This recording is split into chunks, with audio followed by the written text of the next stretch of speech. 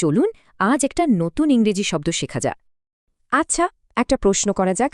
অনেক পুরনো দিনের জিনিসকে ইংরেজিতে কি বলে?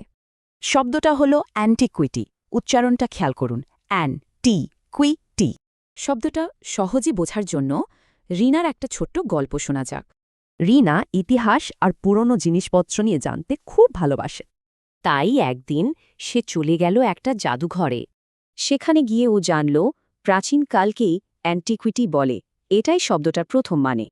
আবার পুরনো দিনের মূল্যবান জিনিস যেমন মূর্তি বা পাত্র, এগুলোকেও অ্যান্টিকুইটিস বলে। বেশ, তাহলে বাক্যের ব্যবহারটা দেখে নেওয়া যাক। শুরু করি জাদুঘরটা দিয়েই। জাদুঘরে তো অনেক পুরনো দিনের জিনিস থাকে, তাই না? এ বাক্যে অ্যান্টিকুইটি কালেকশন মানে হল প্রাচীন নিদর্শনের সংগ্রহ। কোনো কোম্পানির অনেক পুরনো ইতিহাস বোঝাতেও এই শব্দটা ব্যবহার করা যায়।